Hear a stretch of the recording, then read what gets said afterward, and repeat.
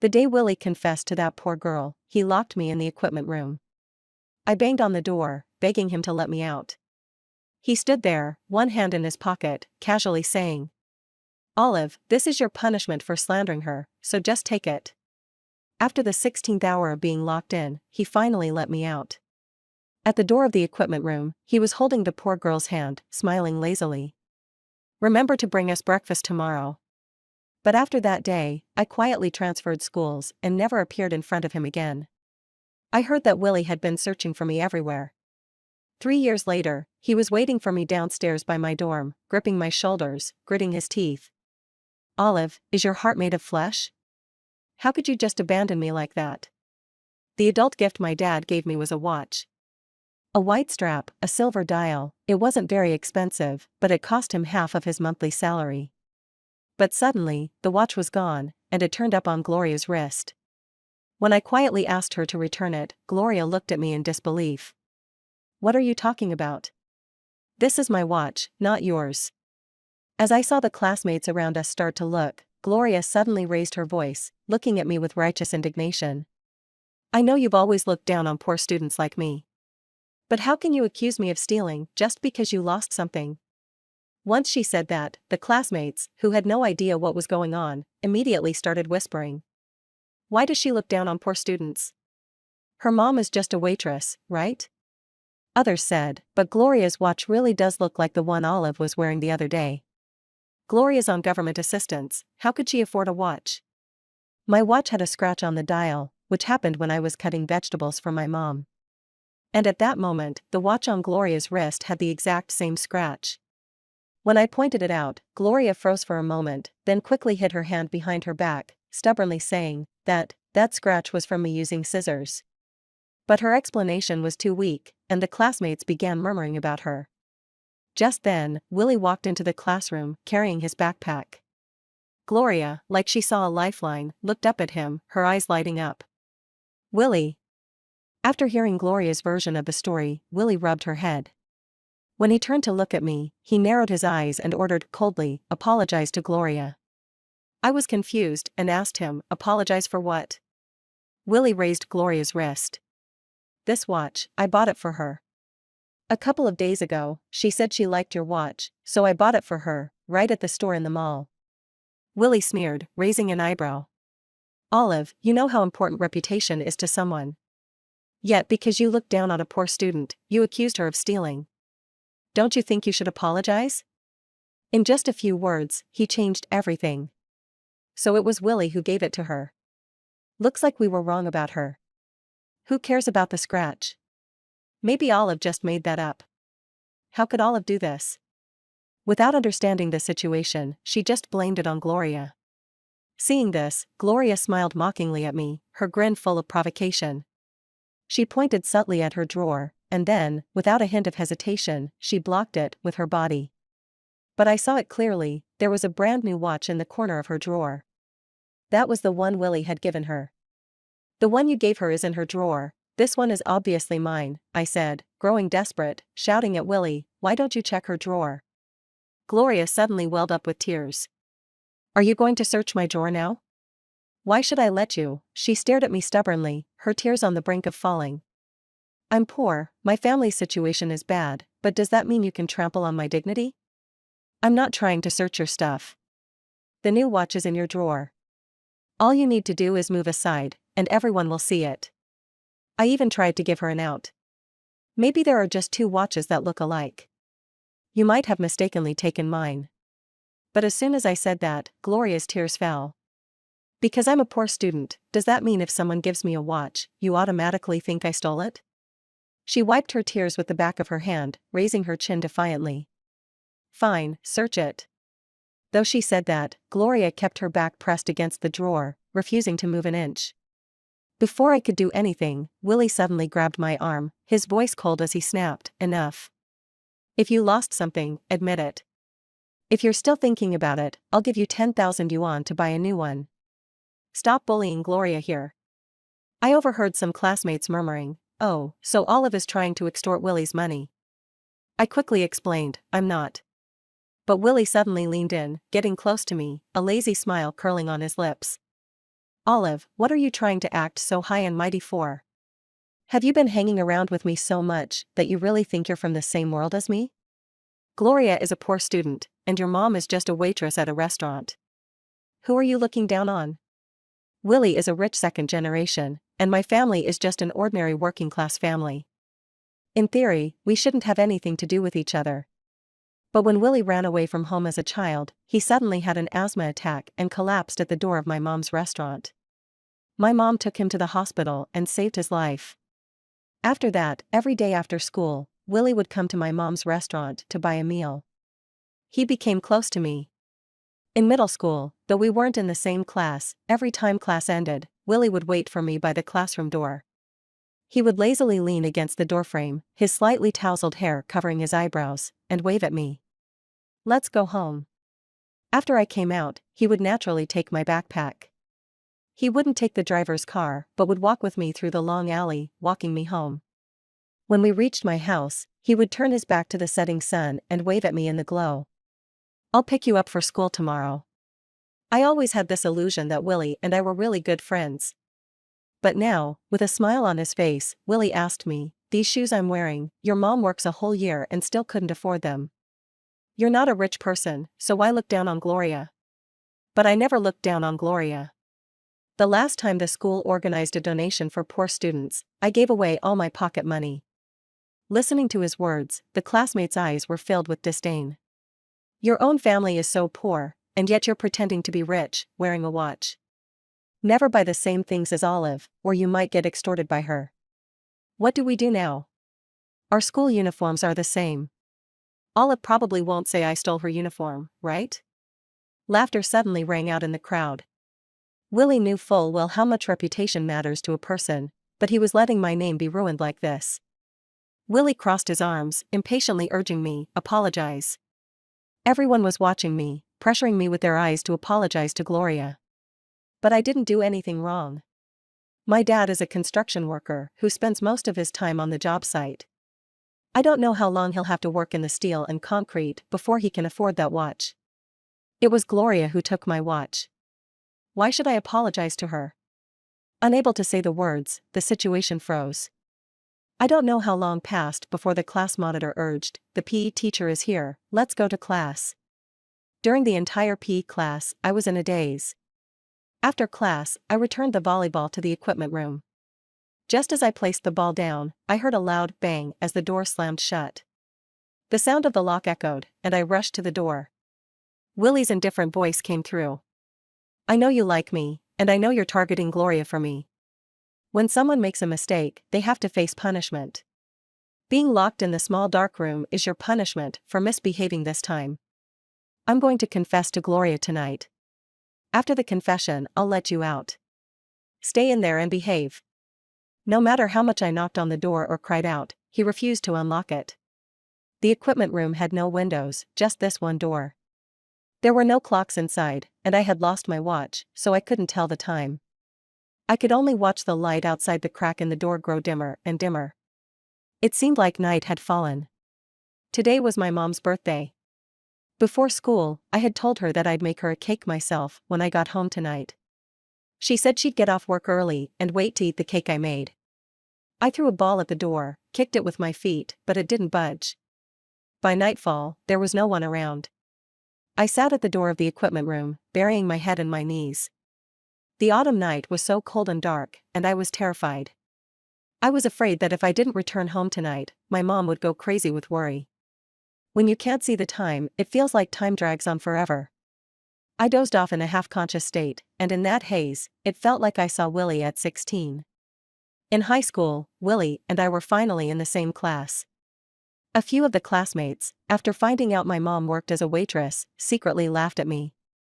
They locked me in the back of the girls' bathroom and dumped a basin of cold water on my head. That day was like this, I kept banging on the door, but it was tightly shut. It was winter, and after being soaked in water, I was shivering uncontrollably. It was Willie who broke down the bathroom door and carried me, soaking wet, back to the classroom. He took off his down jacket and draped it over me, then turned to confront those girls. I remember him breaking a leg off a chair, his smile vicious, as he angrily asked them, "What's wrong with being a waitress? We're all human, so why act like there's a hierarchy? I huddled in his down jacket, wrapped tightly by his scent. I could look up and see his beautiful jawline, and how his eyes, usually fierce, softened when he looked at me. My breath caught for a moment, and my heart felt like it was overflowing with something. But the person who once dragged me out of the mire was the same one who, today, pushed me into it. It turns out Willie only liked being the hero, saving others. When someone weaker than me appeared, Willie naturally chose her. I don't remember how many times I woke up, only that there was no light outside the crack in the door. That night, I sat hugging my knees, chin resting on them, watching as daylight slowly filtered in. The sky brightened, but the feeling of youthful infatuation didn't survive until dawn. It was extinguished in the night. At the 16th hour, I finally heard voices. In the early morning, people were passing by the equipment room. Their conversations were a little loud and all reached my ears. Did you hear? Yesterday Willie confessed to Gloria with a drone. Gloria likes lilies, and he prepared 999 of them. Wow, I'm so envious of her. When Willie finally let me out, there was a smile in his eyes. He had his arm around Gloria's shoulders and urged me, Olive, come congratulate me. I dusted myself off, ignored him, and turned to push the door open. This action seemed to upset him. He said in a low voice, Olive, you've been really disobedient these past few days. But perhaps because his confession had been successful, he didn't get angry. Instead, he ordered me. Remember to bring us breakfast tomorrow. Oh, and she doesn't like cold food, so bring it hot. Gloria shyly added, why be so picky? It's already autumn. You're asking Olive to bring it to the classroom, isn't that putting her in a tough spot? Willie didn't answer immediately. He seemed a bit distracted, then said, she can handle it. Last winter, when it was snowing, she stuffed the breakfast into her clothes. When I got it, it was still steaming. Gloria asked him, will she bring it for me? Willie gently tucked a strand of hair behind her ear and said softly, she will. She listens to me. I ignored them and went straight back to the classroom. My stomach hurt from hunger, and I longed for the meals my mom used to make. After packing my bag, I left the school against the flow of people. But at the school gate, I saw Gloria. This time, she was alone, Willie wasn't by her side. She took off her watch and waved at me, Olive, your dad's watch is here. Do you want it? If you do, come get it. I walked closer to Gloria. But before I could reach her, she suddenly released the watch she had been holding high in the air. The watch fell heavily to the ground, the dial shattered, and glass scattered everywhere.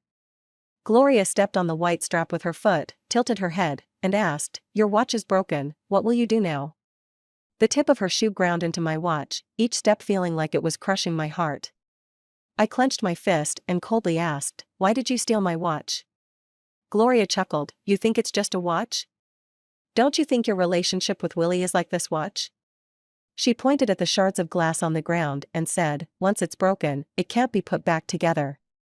At this point, who the hell still cares about Willie? I only cared about the gift from my dad. I couldn't hold back anymore. With a punch full of force, I swung at her. Gloria's smile was instantly replaced by fear. But before my fist could land, I heard Willie's voice in my ear. Are you crazy? He lunged at me and stood in front of Gloria. Willie was 6 feet 2 inches, and in terms of size and strength, I was no match for him. He grabbed my right arm and threw me back with great force. The impact made me stumble 2 steps backward, my back slamming into the wall. The pain made me arch my back instinctively. On the other side, Gloria was crying in front of Willie, looking like a flower in the rain. She broke the gift you gave me. What the hell are you doing? Willie stood protectively in front of her and asked me slowly, are you looking down on poor students, or do you not like that I have a girlfriend? The watch is mine, and it was her who broke it. Check the school's security footage, you'll see. But Willie looked around and laughed, what are you pretending for? You chose to break the watch here, because you knew there were no cameras, right? Gloria's sobbing and Willie's scolding filled the air. I hadn't had any rest the whole night, and their noise was giving me a headache. Suddenly, I didn't want to say anything anymore. For people who don't believe me, no amount of explanation will help. Besides, I didn't need his belief anymore. In the cold autumn wind, Willie left with Gloria, leaving behind only shards of glass and a motionless watch. I bent down, picked up the watch, and wiped the dust off its strap with a tissue. Then, I turned my back on them and walked in the direction of the school gate. My mom didn't go to work today. She was standing at the school gate, her back slightly hunched, dark circles under her eyes. The moment she saw me come out, her tired eyes finally lit up. "You didn't come home last night. I searched for you all night and couldn't find you. I called your teacher, and she said you weren't at school." My mom gripped my hand tightly. "I was so worried, afraid something had happened to you. Then Willie came to find me and said you went to his house to tutor him. That made me feel better. But why would you just spend the night outside?" She shook her head, carefully asking, "Tell me, what exactly happened last night? Did someone hurt you?" I didn't answer right away. My mom's gaze moved from my tired face to the shattered watch I was holding in my hand. Her voice suddenly rose. "Did those people hurt you again? Did they lock you in the bathroom like before?" She checked me from top to bottom, and when she saw there were no injuries on me, she finally sighed in relief. But then, she slapped herself on the face and looked at me with guilt. "It's because of my job that they look down on you and bully you. I'm sorry, I failed you, made you embarrassed." How could she have failed me? She worked tirelessly from dawn to dusk, and together with my dad, who worked in another city, they supported our little family. Both my mom and dad were pillars in my heart. I wiped her tears away and took her calloused hand as we walked home together. On the way, my mom asked, "Have you thought about the transfer?" Dad worked in another city and wanted to bring us both there. But my mom worried that I might not adjust well to the sudden change of environment, so she asked me to think it over carefully. I hesitated for a long time. At first, I didn't want to leave the city where I had lived for more than 10 years, and I didn't want to leave behind the person who waved to me every morning at the doorstep, walking me to school. I wanted to tell Willie about the transfer. Last Tuesday after school, I stopped Willie. He was casually leaning against the trumpet vine wall, holding my bag in one hand, chewing on a mint candy. Before I could speak, he called me first, "Olive." "What's up?" Willie, his back to the setting sun, casually said, "I can't pick you up for school anymore. Last night, Gloria ran into some thugs in a small alley. They got handsy with her because they thought she was pretty. When I passed by, 2 of her shirt buttons were torn off, and she was struggling hard. When she heard footsteps, she looked back at me, her eyes red, tears making them look like a lost little deer. She looked so pitiful and fragile. I walked her home that night, and when I saw her place, I realized how tough life must be for a poor student." Willie tilted his head slightly and told me, "She's more obedient than you, and she needs me more. So, I can't pick you up anymore. I have a new mission." With every word, my heart dropped a little. By the time he said the last sentence, my heart hit rock bottom. All the way, he was excitedly talking about Gloria. But just 2 days ago, he couldn't stop talking about me. The once short journey now felt unbearably long, as if it would never end.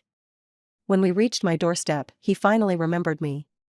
"Oh, right, you said you wanted to tell me something before school. What was it?"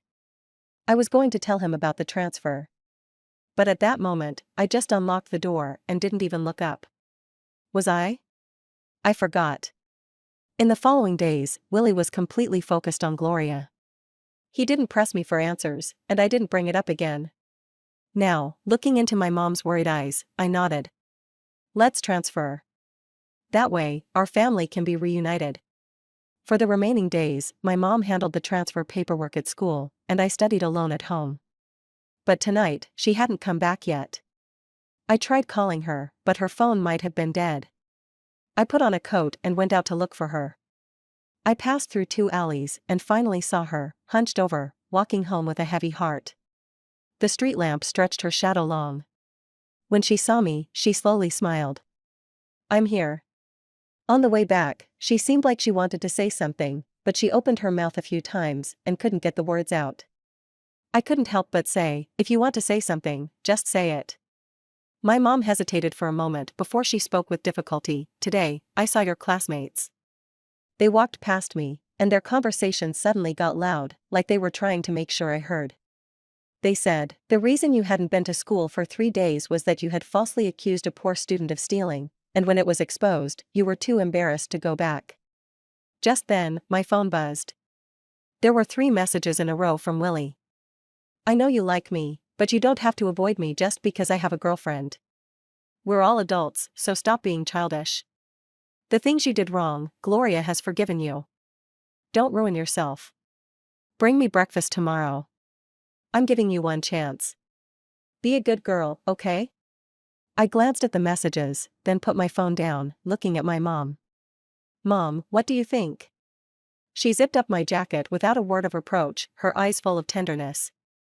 They said those things about you, and it hurts to hear it.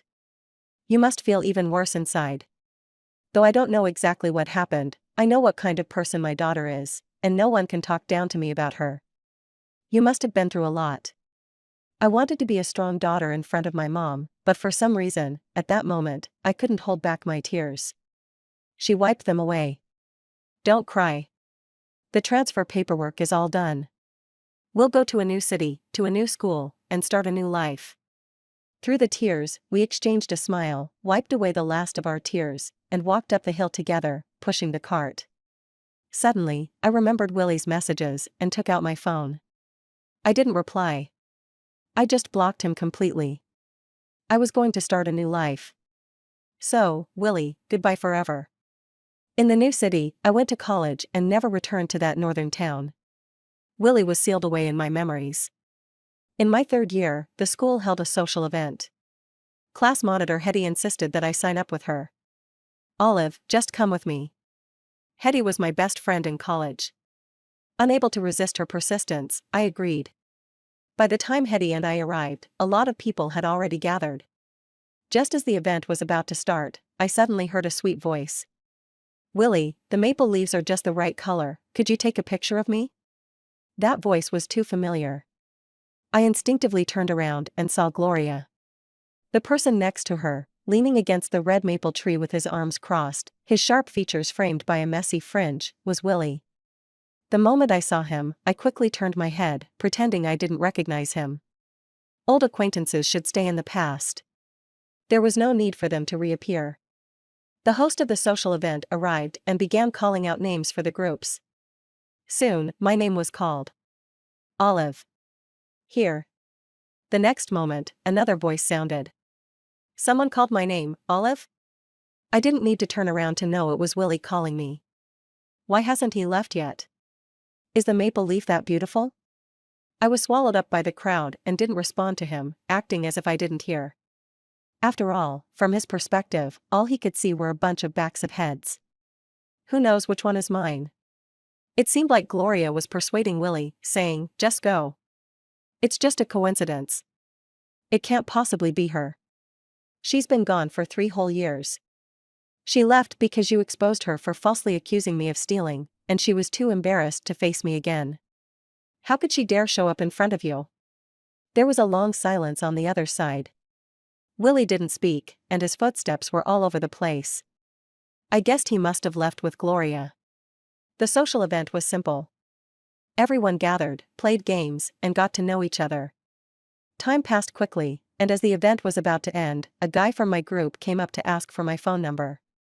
After the event, Hetty suddenly tugged at my sleeve and whispered, there's a really handsome guy who's been staring at you since the event started. He's standing under that tree. I looked in the direction she pointed to.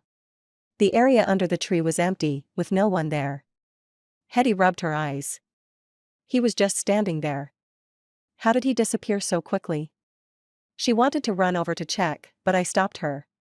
Forget about him. Let's go back to the dorm. On the way back, Hetty kept talking about the guy who had been watching me.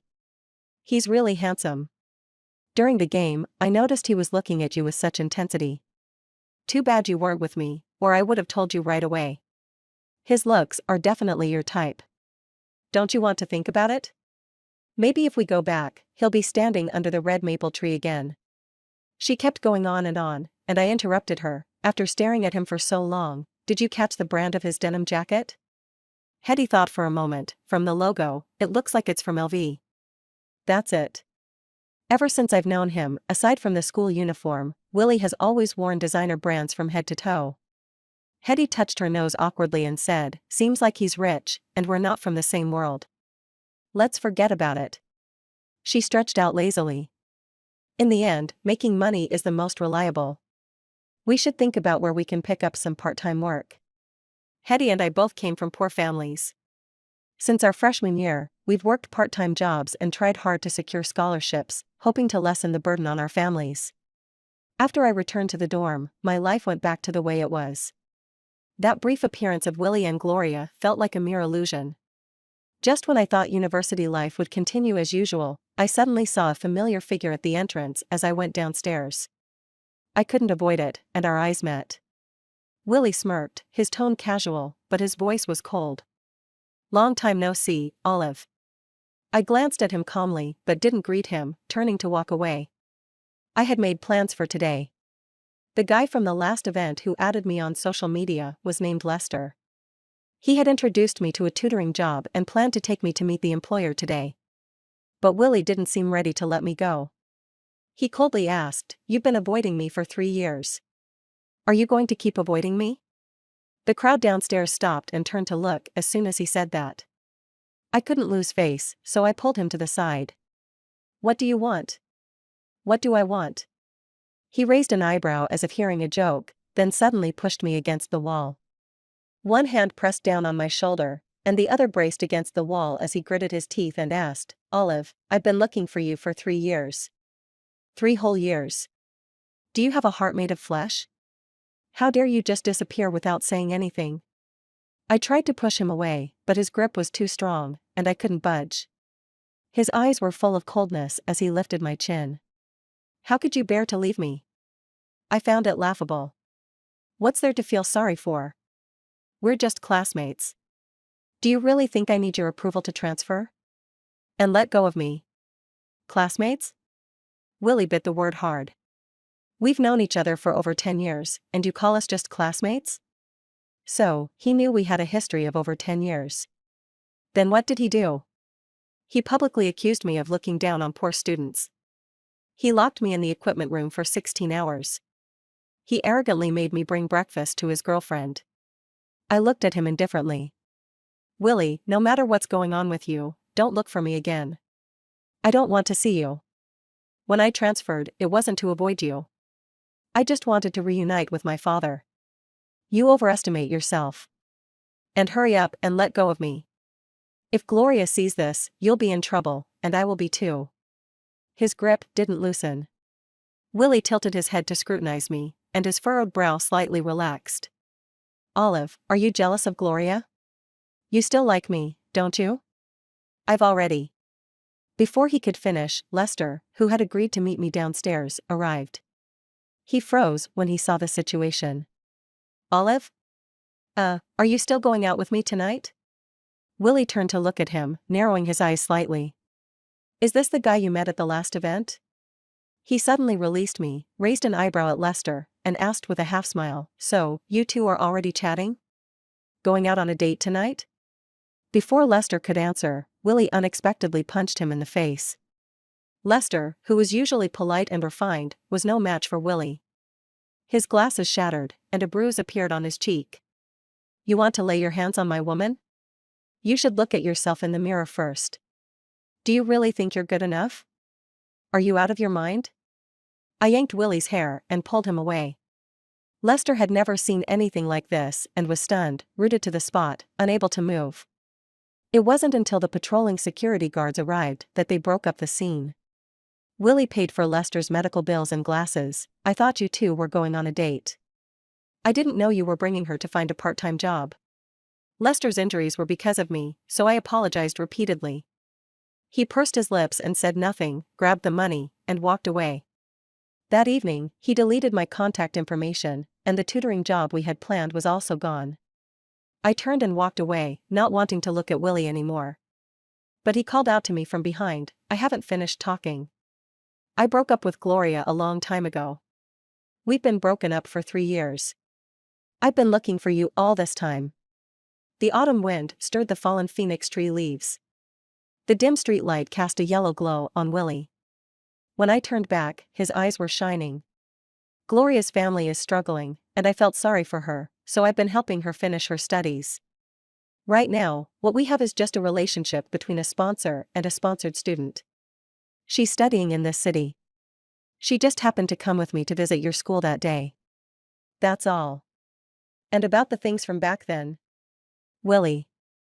I interrupted him and told him seriously, who you're with now is none of my business. I really don't like you. Please stay out of my life and don't bother me again. Willie stood there, frozen, unable to speak for a moment. As I turned to head back to the dorm, light rain began to fall. People hurried along, trying to find shelter from the rain. But Willie seemed oblivious, standing silently in place. Even when a leaf from the phoenix tree landed on his shoulder, he didn't notice, standing still. I didn't look back. I went to the dorm, took a hot shower, and curled up in bed, looking at part-time job listings. In the following days, I often saw Willie. He was always alone, watching me from a distance. I ignored him, pretending not to notice. He never spoke, silently watching me walk away. And today, at the Maple Garden cafeteria, I ran into another familiar face, Gloria. She asked someone to help her recharge her campus card and placed her tray opposite mine. Let's talk, old classmate.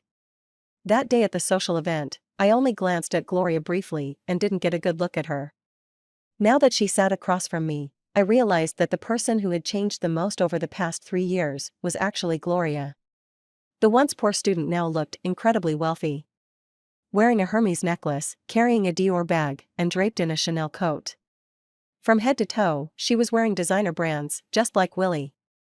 She gave a quick look at my outfit, then smirked. After all these years, you still look so shabby. I didn't want to engage with her, so I lowered my head and ate. But she insisted on striking up a conversation. You don't seriously think Willie likes you, do you? Well, you're wrong. Back then, your sudden departure threw Willie off balance, so he searched for you everywhere. Once he found you, he filled that gap. How long do you think he'll still be interested in you? Gloria fiddled with her nails and smirked. Don't forget, in his eyes, you're the one who slandered and bullied a poor student. That's always been a thorn in his heart. He's a soft-hearted guy, so as long as I act pitiful in front of him and bring up old memories, sooner or later, he'll grow tired of you. As if she had thought of something, Gloria chuckled lowly. Oh right, you probably don't know. I've been by Willie's side these past 3 years. When he came here for college, I came with him. All these necklaces and bags, he bought them for me. She really was so annoying. Who cares about competing for trash with you?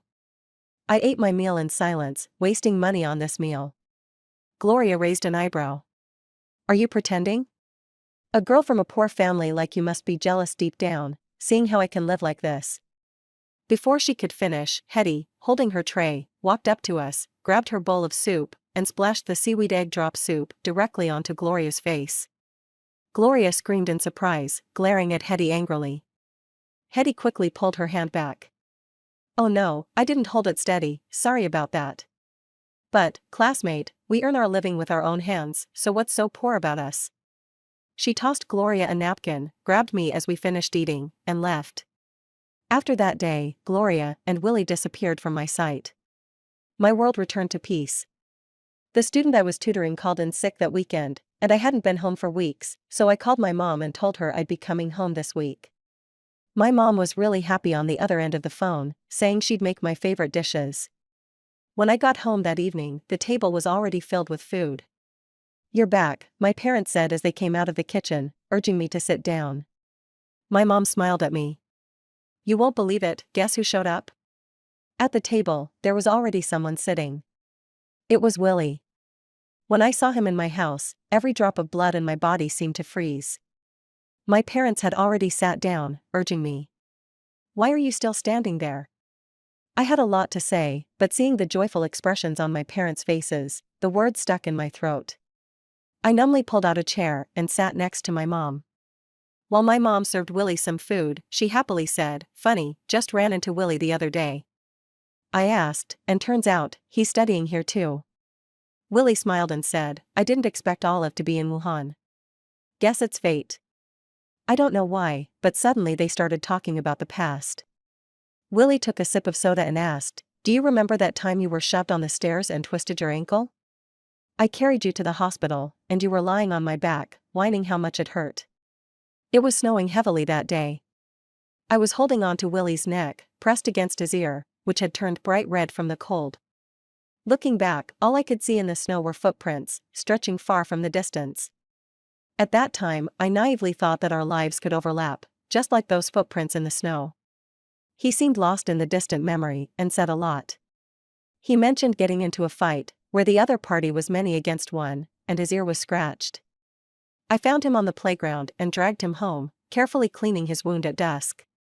He also talked about how, ever since I fainted from low blood sugar, he kept a stash of candy in his pocket, and eventually, even he got into the habit of eating candy. By the time he finished, my mom sighed a little. Back in the old town, her best friend was you. Before she transferred, she had so much going on at home, she didn't even have time to invite you out for a meal. She put some eggplant on my plate and smiled. Do you remember the night before you transferred? You were bullied and didn't come home all night. I was about to lose my mind. Willie is such a kind boy, he told me you were helping him with a lesson, so I wouldn't worry. Hearing this, Willie froze for a moment, then awkwardly tugged at the corner of his mouth, but didn't respond. I suddenly felt nauseous. Locking me in the equipment room and then pretending to be the good guy in front of my mom? How dare he act in front of me like that? A villain shouldn't be treated as a hero. Mom, I put down my chopsticks and looked at her. That night, when I didn't come home, I was locked in the school's equipment room. My mom, who had been trying to protect me from the truth back then, immediately asked, "Who locked you?" Willie. Both of my parents were stunned. They put down their chopsticks and looked at Willie with heavy gazes. Willie hadn't expected me to suddenly bring this up. He swallowed the lotus root slice in his mouth and hurriedly explained, "This is how it went. Remember, your uncle bought Olive a watch. Well, I gave the same watch to a poor student in my class. Olive lost hers and then blamed the poor student, humiliating her in front of everyone. I was young and impulsive. I thought Olive had done something wrong and should be punished, so I locked her in the equipment room. I didn't mean anything by it, I just wanted her to learn a lesson." By the end of his explanation, he looked at me directly and for the first time apologized. "Olive, no matter what, locking you up for a whole night was my fault. I'm sorry." I ignored him and just looked at my parents. I wanted to see their reaction. My mom's gentle smile disappeared. "So, Olive looks down on poor students? She lost something and then blamed it on the poor student?" Willie remained silent. His silence spoke louder than words. "Willie, you've known Olive for 11 years. 11 years, not 11 days. Don't you know what kind of person she is?" My mom suddenly stood up, pointed toward the door, and shouted, "Get out of my house." My dad said nothing, but with disgust, he grabbed Willie's jacket and dragged him toward the door, slamming it shut behind them. "I thought you were a good kid, but it turns out you've been bullying her." My mom couldn't hold back her anger, hands on her hips, shouting at him, "What a piece of trash." She cursed for a long time through the door, then turned around and put her arm around my shoulder. "You've been wronged. I'm never talking to that trash again." My dad didn't ask what happened back then, he just came over and stood by me. He's not usually someone who expresses himself, but now he awkwardly said, "We believe in you. You would never do something like that. You don't need to explain, your dad believes in you. See, that's my forever support and confidence." That meal, after Willie left, we ate even more happily. When I headed back to school this week, my parents took me to the subway station. I had just boarded the train when someone cautiously asked, "Olive, is that you?" I turned to look and saw a girl looking at me shyly. Her face seemed familiar. After a moment of thinking, I realized it was Ivy, my classmate from high school. She sat in the back row, didn't talk much, and we didn't have much interaction. When she saw me, she was so happy and started chatting with me for several stops. We exchanged phone numbers. I got off at the next station, but she got off one stop earlier than me. Before she left, she suddenly said, "Olive, I'm sorry." I didn't know what she was apologizing for, and I wanted to ask, but the subway doors closed, and she quickly disappeared from my sight. The chat was empty, and she never brought up the apology again. I thought I might have imagined it. That night, right after I got back to the dorm, she added me to a group. The group had Willie and Gloria in it. It was the class group from high school. With me added, there were 53 classmates in total. Then, she tagged me in the group and sent a long, long message. I never expected that the truth, which had been hidden for years, would be suddenly exposed 3 years later, out of the blue. During the senior year physical checkup, we had to get a chest x-ray and were forbidden from bringing in anything metallic. I took off my watch and put it in my backpack. Gloria was the first to finish all the checkup items and return to the classroom. She went through my backpack, found my watch, and put it on her wrist. Then, she left the classroom and returned with the others. But that day, Ivy didn't go for the checkup because she wasn't feeling well. When Gloria first came back to the classroom, Ivy happened to walk out of the bathroom. She saw Gloria stealing my watch and putting it on. I heard you guys mocking Olive, and it made me feel really uncomfortable. But I was too weak back then, and following the principle of not getting involved in unnecessary trouble, I just kept my head down and didn't say anything. My conscience has been uneasy. After Olive transferred schools, I felt even guiltier. I kept thinking I owed her an apology. If I ever saw her again, I would definitely apologize in person and tell her the truth. Olive, I'm so sorry. I knew you were innocent, but when the other classmates were mocking you, I chose to stay silent and let them tear you apart. Over the years, I've dreamed about that day countless times, seeing the uncomfortable look on your face. I really am sorry. I stared at these words, unable to speak for a long time. After a while, my old desk mate suddenly spoke up in the group. Actually, that day, I saw another watch in Gloria's drawer. The one Olive was wearing really was hers, not the one Gloria had. But I knew Willie liked Gloria, and I knew he came from a wealthy family. I didn't want to offend Willie, so I stayed quiet. Olive, I'm so sorry. The truth stirred up a storm. Classmates who hadn't spoken in years suddenly flooded the group with messages. I blindly believed Willie back then and wrongly blamed you. I'm sorry. I shouldn't have said such hurtful things. I'm sorry. I just picked a side without knowing the truth. I'm sorry. I stared at these messages for a long time, then sighed deeply. It's okay, it's all in the past now. In fact, the ones who should be apologizing aren't them, but the instigators. The ones who stole from me and hypocritically smeared my name. The ones who had known me for 11 years but still pushed me into the abyss. And yet, Willie and Gloria remained silent. Before long, I received a friend request. Olive, it's Willie. I have something I want to say to you. I didn't accept his request. It was strange. The truth had come out, but suddenly I felt like crying. Hetty happened to return to the dorm, and I turned to ask her, why is it that when there's conflict, bystanders always instinctively side with the wealthy? She handed me a bottle of alcohol. Want some? Sure. We clinked glasses on the balcony where we were hanging clothes. The moon was full tonight. Under the moon, after a bit of drinking, our feelings couldn't stay hidden. Who didn't go through some messed up stuff in high school? Hetty leaned back in her chair, squinting her eyes slightly. Back then, I liked someone named Mark. One time, after a physical checkup, Mark's ex insisted that there was a bug in my backpack and made me dump everything out in front of everyone. My sanitary pads fell out. Loose ones. I knew they weren't ideal, but I was at my poorest, and I couldn't afford branded ones. Mark's ex laughed and asked how I could be so poor. Someone asked if Mark liked me. His ex immediately said, how could Mark like a poor girl like her? I crouched down to pack my bag quietly, but I secretly hoped Mark would say something to defend me. Hetty smiled bitterly, her eyes full of loneliness. He was always special to me. We even promised to go to the same city for college. I thought he liked me too. But that day, he didn't say a word of defense. He just turned around and left, like being seen with me was something shameful. So when it came time to apply for college, I didn't follow our promise. I stayed far away from him.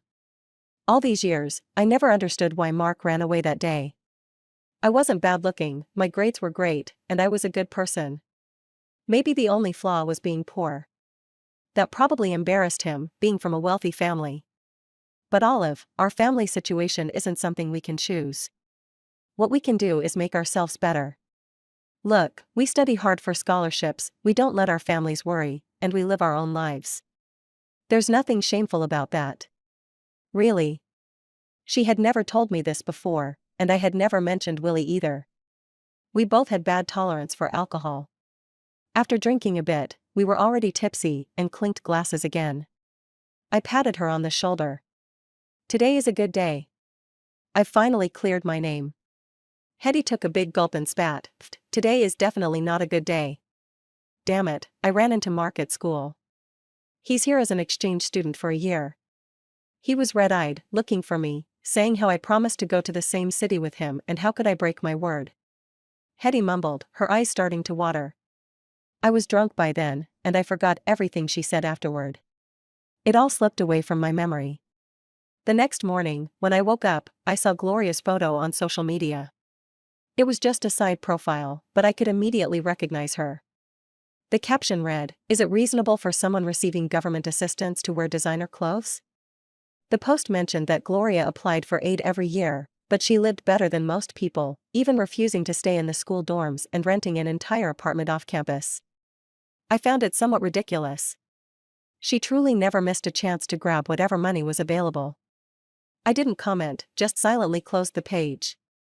4 days later, after leaving the library and passing by the May Garden CBD, I ran into Willie again. His face looked awful, with dark circles under his eyes, as if he hadn't slept in days. Can we talk? I went back to my hometown and learned some things. In the cafe, Willie looked at me with a sense of guilt. I saw the messages in the group that day.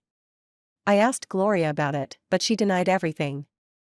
The next morning, I immediately bought a ticket to go back home and found those thugs. They were still hanging around on the streets. After I gave them money, they told me that Gloria had known them for a long time. Gloria knew I had a habit of running at night, so she staged that whole scene on my regular route, making me play the hero and save her. I misjudged her. Gloria may have been poor, but she was never some fragile, delicate flower, she's a snake. Everything was part of her plan, all directed by her. I immediately stopped all my financial support to her. He said all of this in one breath, biting his lip as he looked at me. I'm sorry. I misunderstood you for all these years. I really wasn't able to see her true nature. Olive, if I could do it all over again, I would never have done that. He took a deep breath, struggling to say, I've always had you in my heart. From way back, even then, Gloria was just a temporary distraction, sparking my protective instincts, but that wasn't love. I'm just so slow to realize things. It wasn't until you left that I finally understood my true feelings. When I was 18, I saw your draft paper. It wasn't just formulas, it was filled with my name, and scratched out words saying I love you. So, you really did like me back then, didn't you? Then, in light of the 11 years we've known each other, could you give me a chance to start over? He reached out his hand to me. I felt like I was seeing the 18-year-old Olive again. The summer of 18, when the grass grew wildly, and the August wind blew through the streets, with dusk climbing the walls. Back then, the feeling of falling for someone was like endless wild grass. When Willie reached out his hand, I would have run to him, lifting the hem of my skirt. But the 21-year-old Olive, staring at his hand so close, only felt repulsed. That night in the equipment room, before dawn, I already stopped liking you. I accept your apology. But from now on, let's just pretend we don't know each other. I stood up indifferently and walked away. Willie remained seated in the cafe. People came and went around him, the coffee on the table went cold, but he didn't move. Eventually, the embossed pattern on the surface began to ripple. The coffee had turned bitter and salty. Willie and Gloria both disappeared from my life. I learned of Gloria's latest news from Ivy.